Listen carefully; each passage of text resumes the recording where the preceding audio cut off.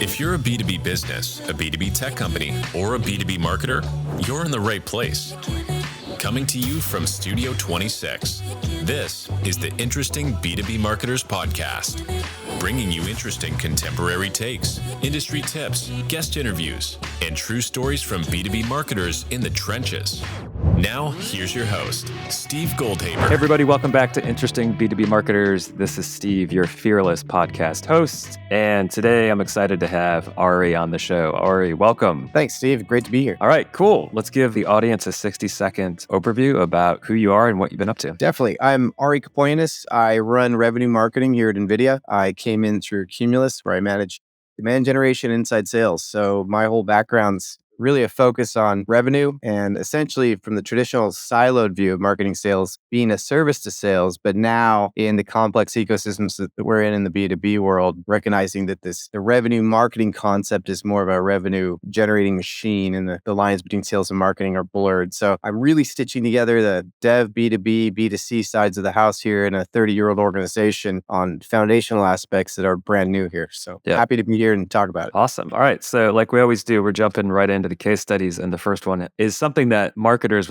are never going to stop talking about. And that is the balance of traditional versus new. This one has to do a lot about data and using that to kind of accelerate that transformation. So let's hear about the first case study. Yeah, it's interesting. Where I'm at now, that the concept of revenue marketing, even the team name, is buzzwordy, right? There are whole conferences devoted to revenue marketing. And when you go to that conference, depending on who's there, there's a wide array of people with different focuses, different team names and the like. If we go back in time a bit to traditional marketing, you're really focused on, say, brand originally. And it used to be once you got into lead management, there was a lead folder and somebody handed that lead folder over to sales and said, I got a great opportunity for you. And that folder dropped in a filing cabinet of contacts for sales. It's essentially why Salesforce is built the way it is. If anybody's been in Salesforce and has the frustration of why when we convert leads to contacts, does the lead object disappear? And now you've got the contact at the account level. And tying lead to account requires paying a vendor or some such. Salesforce is built around that old school concept of the folder for leads is in the hands of marketing. And when they think it's ripe for sales to talk to, it ends up in the sales filing cabinet. And then marketing wipes their hands of it and they're done. So with demand generation coming to speed, early demand generation really was a focus on, hey, we need somebody that can dive into our data. And so they would hire an individual, and that individual was the demand generation person. And that individual was tasked with trying to come up with conversion rates and know how to manage spend to effectively use OpEx for the good of still marketing chest thumping on what they've done for sales.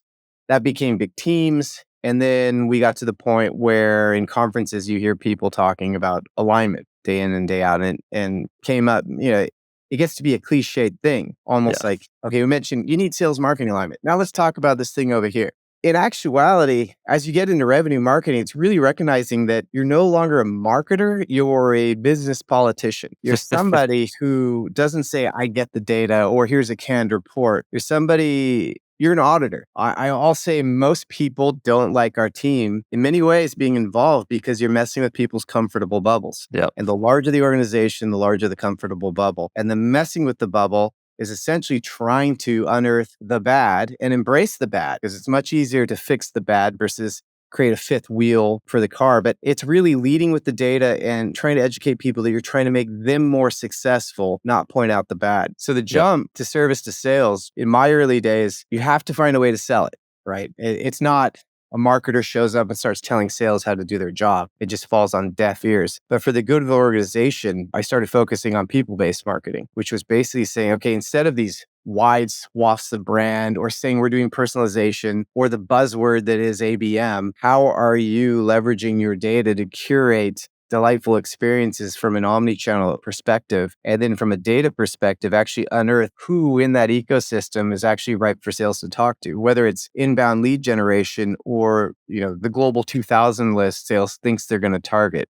who's your target account? Alibaba. Okay, that's great, but they haven't shown any research behavior whatsoever around our products based on the keyword clusters that we're tracking. As you get that data in place and enable the sales organization, it's very much like Moore's product adoption life cycle. You've got your early adopters, and then you've got the bell curve, and then you've got your laggards, and then the people that are never going to listen to you. The people that are convinced as long as they maintain their existing contact relationships and wine and dine them, everything's going to be great. Yeah. So early on with people-based marketing, it was really unearthing those advocates, those early adopters in the sales organization, making them win, and then having other people think, I got to get on board with this. Yeah. So I'm going to dissect the difference in account-based versus people-based marketing. Are you removing, is it purely just the structure of the company? So we don't care that these 15 people are in the same team? Like, make the distinction more clear for us. Yeah, definitely. Account-based marketing at this point in time with the technology that we have is really just better marketing, or ABM, Ari's better marketing. Everybody should be doing ABM. Everything should be account flavored and relevant. Anybody hitting your ecosystem with the technology you have, at minimum, just automatically, we're trying to identify what industry they're in, what size the organization is, and then relevant pain points curated in the text in there. Old school views might have said, oh, well, that's ABM, because the amount of effort required to do that involved a bunch of people curating content manually and then targeting these 25, maybe 5 accounts within this particular industry, driving these manually put together experiences for them. Now with the technology we have, everything's automated. It should just be automatic. So you're no longer really doing ABM. You're just doing better marketing at that point. ABM at this point, especially with the technology we have, is recognizing that everybody in this decision-making unit is of a different staff, different role level, different pain point, and that those experiences and the offerings that you want for them to drive the water cooler conversation when they get together in the account are going to be different. So people-based marketing is going to say, you might be bubbling up in intent, but your keyword cluster showing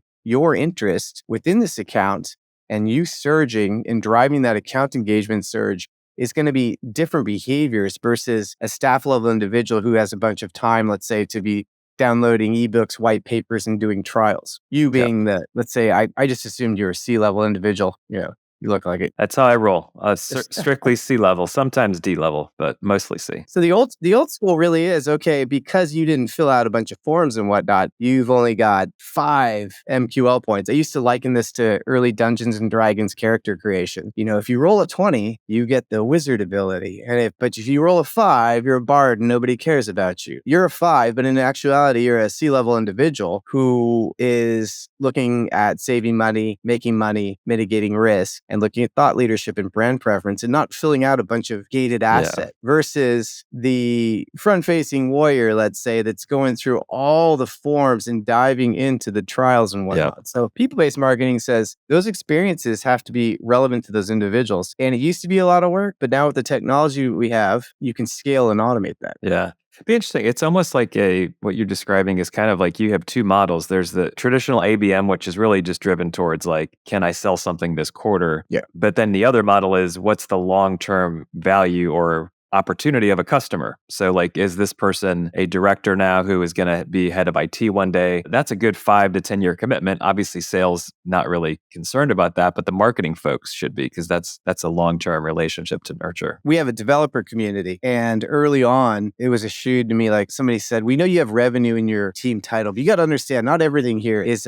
revenue generating. Everything here is revenue generating. It may be, as you mentioned, a long tail. It could be a student coming into one of our conferences where somebody would say, why would we care about the student population? Where they're engineering students that will be in the workforce, that if you've cultivated this brand preference and educated them to be top notch in the field around the products that we sell, you're building pipeline. Future. Yeah, it's interesting. So I'll share a story from a former CEO that I used to work with. Would use the example in loyalty programs at an airline. And someone who'd traveled for 20 years, they worked their way up to the highest level, and everything about that model would say, this is the most important person to our business. They've given us all this money, they're at the highest level. Then you have someone else 20 years who just started they're a road warrior, a salesperson. They've just started their career. They don't have any status. They don't mean anything to the company. And the 2 stories were essentially the person who fit the best model, you didn't know that they were retiring next week. So you were treating the person who essentially meant nothing moving forward very differently than the person who means everything to you because you've got 20, 30 years ahead of you when it comes to sales. So it was just fascinating how data is very sexy, but many times like it's not forward looking. It's strictly backwards looking. Yeah, I can see from the vendors I work with, the ones that nail it from that perspective with customer success. I have key vendors that I consider foundational technology that some of them I've been working with for the better part of 8 years. And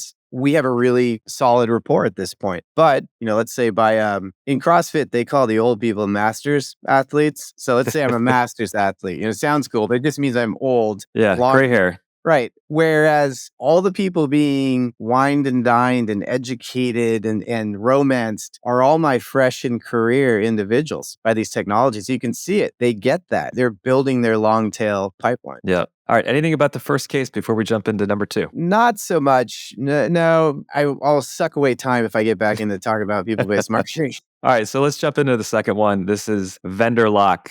It sounds like a product that you can buy at like an automotive repair company. I need some vendor lock, please. Yeah, it's a sister company of LifeLock. Sign up. That's right. Protect ourselves. You go to a conference and you'll see, say, a VP or CMO or anybody standing in front of an amazing tech stack slide. The pitfall of some conferences or presentations where people are talking about how great they are and how great their company is. And here's our tech stack. And it's almost budget boasting. You're looking at this amazing thing and it's been put together in a Chutes and Ladders style graphic. And wow, I really suck. And then you meet people from that organization that say, yeah, it doesn't work that way. It's crap. Most of this stuff doesn't work, but it looked really cool on a slide.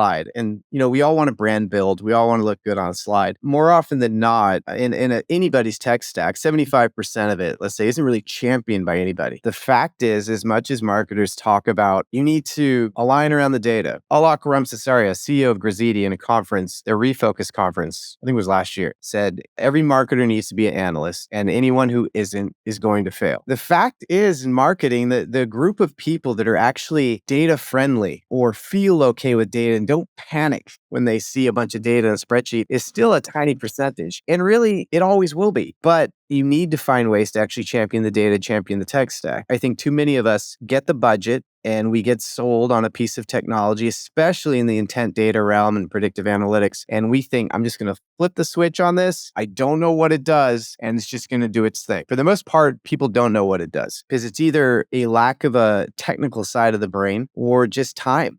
How many people have time to dive into something for hours and hours and hours and really figure it out? Yeah. You've championed technology when you get to the point where you're asking the customer success individual questions and they can't answer it because you now know more about that product than they do. And more often than not, that is a milestone you will hit if you're truly championing the technology with almost any product in your stack. Yeah. Yeah, the stacks are crazy these days. This idea popped into my head. You could almost create a technology that sole purpose was just to monitor the stack and see utilization levels just for a head of marketing or a head of, IT to say, these 6 platforms aren't getting utilized. Let's cut them, Yeah. and it's just that if we're not going to use them, don't use them. But it's often hard to know that. You don't have your pulse on the situation of are they actually being used. Yeah, it's usually around renewal time, and then somebody has to show the ROI internally, and then a good customer success person from a vendor might come in and start trying to push adoption 6 months before the renewal, and you're like, okay, this is crappy. But to the vendor lock concept, intent data, is in the financial SaaS realm for a number of years, and early intent data, we went with this vendor and said, okay, here's the quadrant you're going to use, A1s, call them now. D4s, don't call them at all. I still use a similar matrix internally. It's a concept for another day. It's fantastic. I love it. I love this whole predictive realm to prescriptive. But early on, you put all the marbles into that bucket. If it says call them, we call them. If it says we don't, we don't. Because we had a team of, say, 20 inbound SDRs, 10 outbound.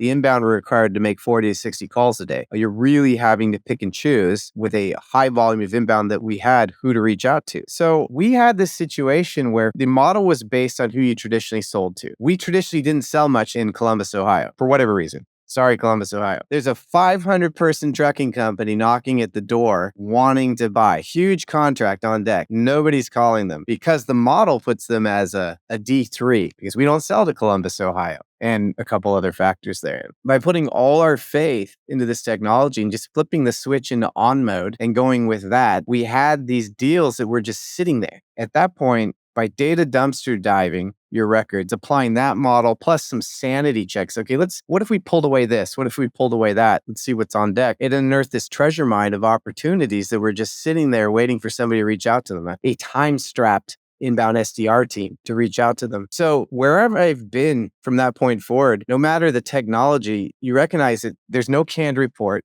There's no steady state. It's constant iterations of slicing and dicing. And I've had people, anytime I've started fresh, ask, well, why do you need access to that data? Can you tell us what you need? Maybe we can put a dashboard together for you. As soon as you're stuck in one dashboard or just one canned report view, you're slowly getting stale and missing something over time and being affected by that vendor lock. Yeah. I mean, do you think maybe people do fall into the vendor lock trap because it is so complex that it's just a pain in the ass and you can't really do your job because your job is just constantly juggling the tech stack? Do you see that, or are there other factors? Yeah, I think it's a combination of things. I think when you go, pre-COVID, when I went to a lot more conferences and you had the expo floors, you'd look around the floor and see 50 solutions, 50 vendors, basically kind of selling 7 solutions. And it's a Venn diagram. And depending on your budget, you're picking and choosing. We're in an era now where everybody wants to be the one revenue platform that you need. But if you look at all those vendors, they all have a foundation in something they were excellent in. And now they're trying to add in the buzzwords into the platforms. Oh, now we have intent data. Now we have this. But they don't quite all do it as well. And so based on your budget, you start picking and choosing. Well, I'm going to take this vendor because they're good at intent.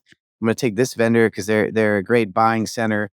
Take this vendor, they're great for personalization. Every one of those vendors has their own dashboard to monitor your metrics and how it's doing, which is why we look for APIs and then try and pull that into Tableau, which is a huge effort, a lot more budget to do that, a lot more people power to do that. So if you're, as you mentioned, a much smaller startup with some healthy, Series A funding, and you buy from these 3, 4, 5, 6 vendors, you're not going to have the time or the wherewithal. But I think in essence, a lot of people forget about the foundational aspects. As you buy all these glitzy machines, let's say you're on Marketo, your world really should still be dumpster diving the Marketo data and seeing what the health of that ecosystem is, regardless on what those vendors and platforms are telling you. Yeah. With intent, it's such a sexy area, but so oftentimes, maybe I'm the old curmudgeon-y marketer when I just say, why don't we just ask the customer? Have the salesperson just have a conversation, and not that the question becomes, are you going to buy in the next 6 to 12 months? Can you tell us? But other questions that are more relationship oriented, that just have a salesperson go, all right, this person, nothing's happening for a year. That's your intent. I think sometimes marketers don't want to build those relationships with the salespeople because maybe they've had challenges in the past to say, oh, the salesperson now has got to enter all this information in somewhere. So yeah, the curmudgeon-y marketer meets the lazy marketer in an epic showdown. I think with the technology we have, marketing almost becomes non-existent if implemented correctly. We're at the point where a lot of these technologies are owned by marketing, but exist to enable sales. So then, you have the conversation with finance. Well, who owns the budget? It's for sales, but marketing's managing it. There's a lot of automations where we can create a button within Salesforce on the lead record that you have a Gmail individual, totally anonymous, come in. They have a conversation because they've requested contact from sales. They have a conversation with the inbound SDR. Inbound SDR identifies them as a company in this employee range, this revenue range, this industry, competing technologies that they're looking at. And we've curated omni-channel experiences for each of these use cases. And all that SDR has to do is click a button on the lead record or choose from a pick list and save it. And then the automation triggers all that performance what we would traditionally call performance marketing. Didn't involve a marketer whatsoever, just involved a revenue operations person to set all this stuff up. Now, again, as you mentioned, that takes somebody taking the time to figure out how to champion interlock of all these platforms to create that cohesive experience. And in championing it with sales internally, your best bet, honestly, is not even to mention the vendor names and just stay real high level and say, hey, this is how we're going to create these wins for you. Yeah. It's just called in the marketing box. Everything belongs in the marketing box, and there's wires coming in and out. That's how it works. I don't even like saying marketing anymore. I've gotten to the point because most of my focus is really enablement of the sales organization. So I don't even refer to it as marketing technology. It's revenue technology now, because I still run into people that will use the phrase, oh, that's a marketing thing. That's a marketing tool. Well, it's intent data, identifying within your target account list who's ripe right now to reach out to. Some people just don't want to hear it. Yeah. All right, let's jump in. Case study number 3. We've talked a little bit about this one. This is the focus on accounts. Yeah, I'm at the point now where, I've always said beware the marketer that goes in an organization that has a playbook and throws that playbook down on the table and says,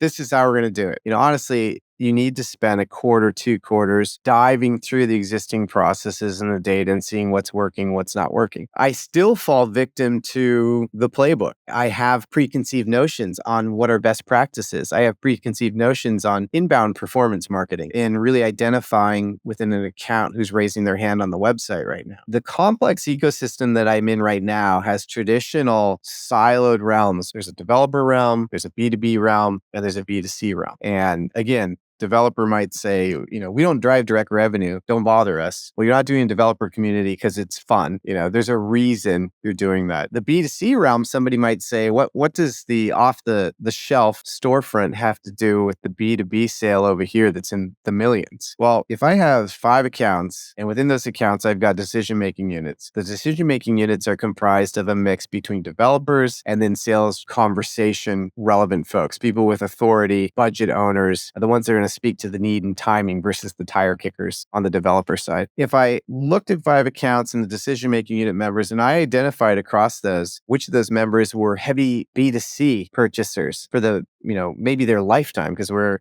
a very old organization, I can immediately know which are the softer door openers for the sales organization to actually go after because they're going to have brand preference. They're going to be fangirls and fanboys for our brand. But really, the complexity of that ecosystem is I'm no longer in a realm, and I think most B2B is like this. I'm no longer in a realm where somebody comes in and points at a widget on a shelf, net new name to opportunity. We're really at the point where we're looking at the account, and that account engagement involves really tying together everything from decision-making unit members before they knew they wanted our solution, but identifying that they had brand preference, my B2C users that are fresh into this B2B ecosystem, and then identifying traditional realms where we just didn't measure before, like our developer community and who's surging on precursors of dev before rev, for example. So it's a new frontier. It's scary. It's like I'm a brand new marketer. Net new name to opportunity is still something I look at from a plumbing perspective, but from a marketing ROI perspective, I've almost thrown attribution out the window and basically looking at, let's say,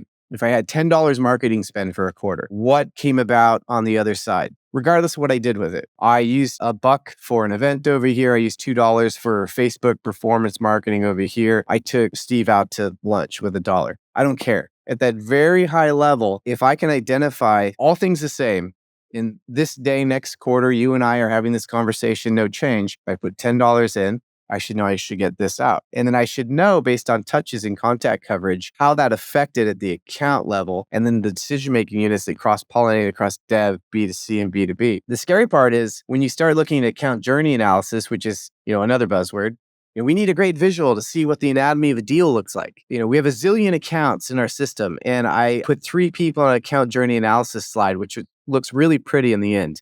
And there's all these boxes of touches between B2C and dev and everything. And you can see correlations here or there. But the amount of legwork required to do that for one account and then somehow look at this slide and come out with an actionable insight where somebody says, okay, now I know to put my right foot forward instead of my left is the difficult part. So we're looking at how to take that data and basically automate it. As much as everybody wants the pretty slide, in the end, it's data. You don't need the slide. You should be looking at automations. So we are we're using what we call a propensity to buy model at this point. It's basically, I don't even want to say it. It's kind of a buzzword right now, but AI ML, there, I said it. But we are in this world now where we need to work smarter. We've got to the point where, as we said earlier, we're not vendor locked anymore with one vendor and one intent data point. We've recognized the fact that, like a stock portfolio, we have to diversify our intent data. And the more I can diversify, whether it's multi-vendor intent data points, it's on-site traditional marketing, old school lead scoring, it all matters. And it all bubbles up in this diversified pool of data to identify where you are in marketing this wise. Where it gets complex is, okay, how do I identify your involvement as a C-level individual versus developer versus brand preference in B2C? That is a lot of work. For anybody that's an Excel fan, like I am still, I sadly enjoy noodling on my pivot tables and pulling data from a bunch of random sources, but it is a lot of work just to create one presentation to say, aha, look what I found, versus something from a data perspective that can be day in, day out, just prescriptive, saying, Steve, you're not a data person. You're not going to champion the tech stack, but Yep. here's a slide that gives you 3 bullets and tells you what to do today and what to keep doing and what to stop doing. Yeah, I do enjoy a good Sheets Yeah. / Excel experience. And I remember I've had jobs where we were trying to move the needle on brand preference or awareness. And it was like 9 to 12 months of my job came down to taking data and looking at it in the document and being nervous because I was just like, my last year all comes down to, did all these things move this number up by at least, 5 points? I paused. I took a minute and reflected on everything that had happened. And then I was like, all right, bring the data in. And it was a good outcome. So I was happy with that. It's a tough one too, because you'll find a lot of marketers want to find the one data point that says something good happened. Yeah. But did it actually affect business? Or did you do 9 months to 12 months of work here, but the industry took a crunch and it was totally out of your hands? Yes. But in the end of the year, everybody goes, oh, your ABM or whatever you want to call it, your program you're running didn't do anything. Well, Yeah. it probably did, but there were factors out of your control. Yeah, I call that the bleeding less success metric right there. It would have been a lot worse if we hadn't done anything, which is even more skeptically met by anyone, especially in sales. All right, I'm going to jump into Q&A. How'd you get started in marketing? Tell us about your first job. Yeah, that's an interesting one. My very first job, if we want to go way back as a marketer, was working in a bakery shop in 8th grade. And I had to get people to buy pies. And what do they call it? Drinking your own champagne. I ate a lot of pies. Yeah. But I realized I really liked interacting with these people, and you can identify individuals that wanted bread off the sale rack, which you should never buy, or some of the sweeter things. But fast forwarding, I've really always been interested in a little too much, considered myself a Renaissance person, want to learn everything. And I was in a small military contracting company where I basically was everything from sales to marketing to IT to janitorial. We did outsource anything. I used to go up on the roof to unclog the drains with a tie on right before meeting our Japanese customers we were trying to close a sale on.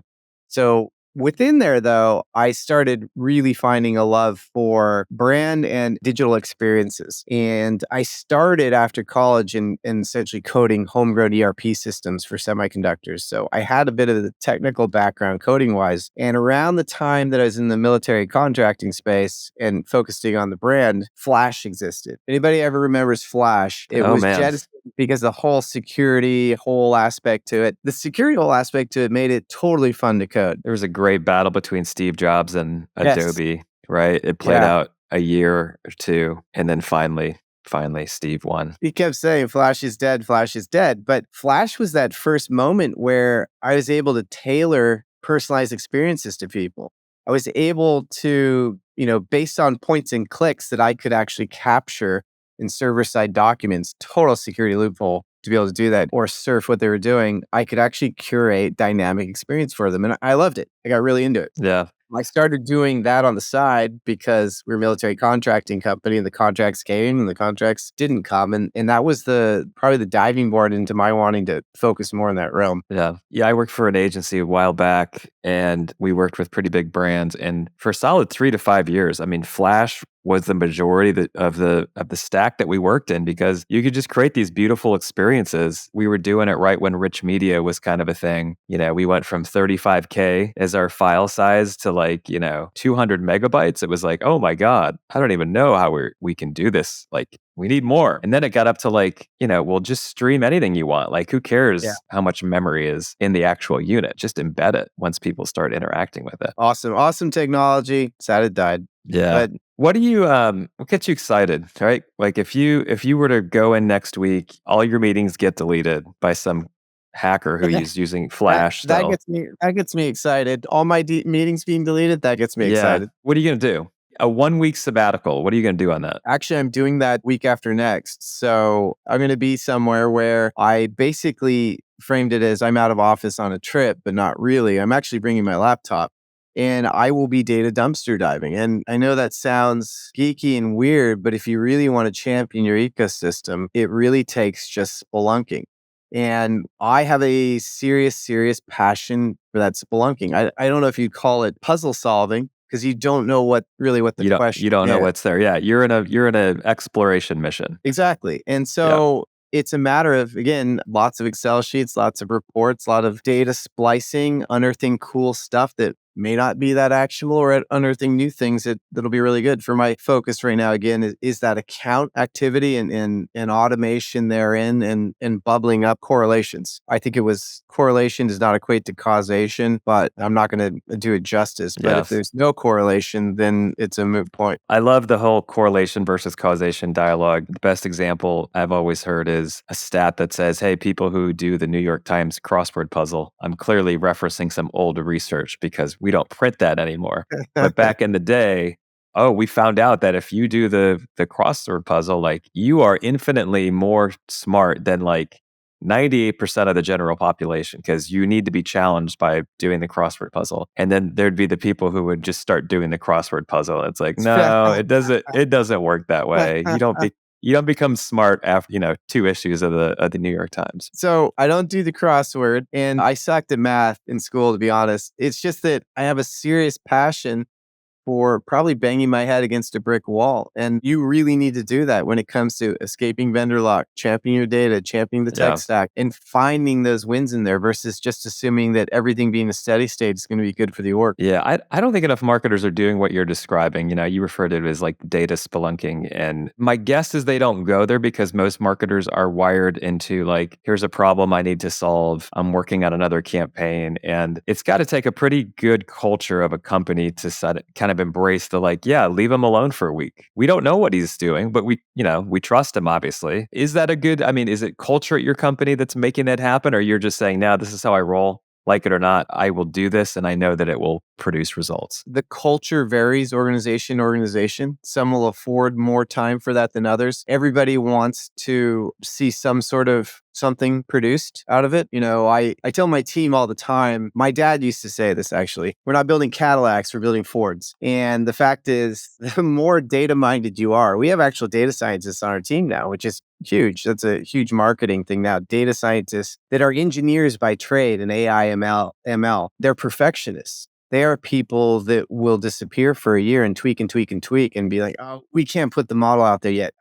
I don't know. It's only about 80% accurate. We have nothing right now. An 80% accurate model around propensity to buy is huge. Ship it. Get it out the door. I fall victim to that too. This sabbatical where I'm going to be spelunking and noodling on things. I might decide I didn't find anything that was the A++, just earth-shattering thing. But in actuality, I'm probably going to produce a bunch of data. It's hard for me to talk politely about it that will enable individuals. And I don't know if it's pride. I don't know if it's not perfectionism, not perfect, but something has to tell you, just get it out there. People need this. And you're looking at it in a view that people don't have. Yeah. Here's another example of like extreme sabbaticals. So I had a client, really well-known, big tech company. And my second or third time I go to the client's corporate office, they take me into this part of the building. I'd never been in there before. And there's just offices, like large offices with 2-3 people, no rhyme or reason, right? And I was like, what's going on here? There's all different branding. Some it's like more hardware. Like, I have no idea what's going on here. And they were like, oh, they're here for their I forget what they called them. It was almost like their year journey sessions. And they essentially would just find really talented people. These were more engineers, more tech, engineers. And the premise of them working for this company was you can work in a bubble. We'll fund you for a year and you have to tell us what you want to do. So like at the beginning of these journeys, you have to have a little bit of a focus. So you're trying to solve this problem or you're trying to build tech that does that. And they had no accountability until the end of their year. And that fascinated me because they're just betting on the jockeys. And they just kind of said, hey, let's have all these jockeys out there. And 1 out of 5 probably will come up with some cool stuff. We don't know what it is, but they're just good bets, That's the only organization I've ever seen that was that laissez-faire about let's just let people explore and see what happens. It stinks for those other 4 jockeys.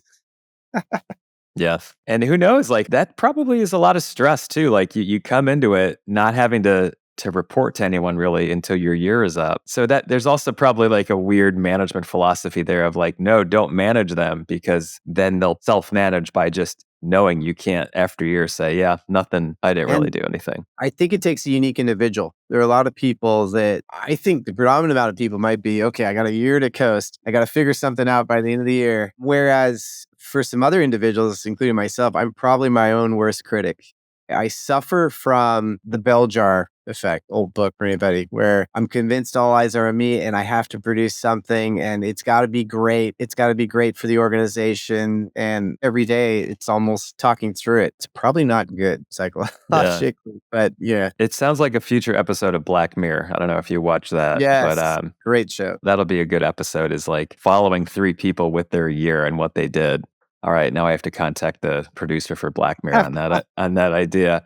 What's one thing that drives you nuts? Like if it happens in a meeting or a presentation, where are you at right now where like I'm calling BS on that. I can't handle these things anymore. I think that I feel that conversations. We're in a space now, society, the data we have, the technology that we have, there's data around everything. There's database decision making to be had around anything. When you're in a meeting in B2B, to be in a number of meetings where there are serious decisions being made and there's not one data point brought up, not one data view brought up, to me, that's the most frustrating thing. It's usually a combination of either fear of the data or fear combined with that's just how things have always been, or egos, basically saying this is how it's going to be because I say this is how it's going to be, and nobody battling that versus saying, hey, if we do this, we're going to take a huge hit.